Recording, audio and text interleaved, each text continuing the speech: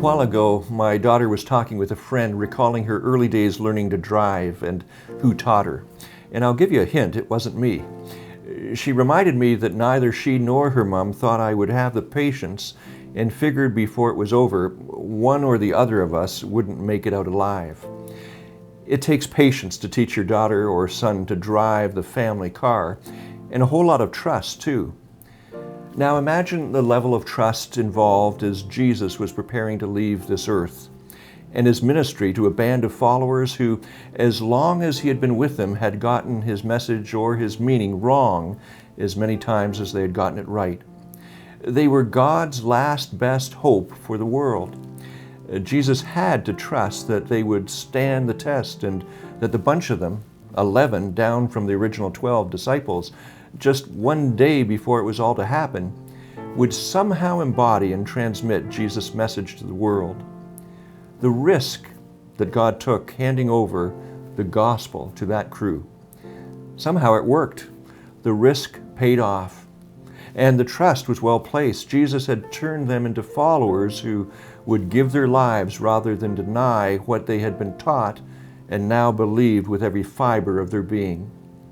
T.S. Eliot wrote that the greatest proof of Christianity for others is not how far a person can logically analyze his or her reasons for believing, but how far in practice they will stake their life on their belief. How far in practice will you stake your life on your beliefs? Alan Hirsch reminds us that Jesus, by showing them God's way, had somehow succeeded in embedding his life and the gospel in those dozen or so disciples. Hirsch writes, "Talk about rolling the dice, and it almost failed," he said. After all the amazing things they had experienced in their journeys with Jesus, every one of them deserted him at the cross. What a precarious situation Jesus would have created had the future of the Christian church been left up to us. But that's exactly what Jesus has done. Perhaps we are comforted as Jesus' words to Peter ring triumphantly in our ears when he says, "I will build my church and the gates of Hades will not overcome it." And yet you and I know that on some days at least it feels like it would not take much more than a good excuse to pack it all in and go home. The church has always been just one generation away from extinction. And yet we, you and me, are the ones that Jesus trusts to stand the test and to somehow embody and transmit his message to the world.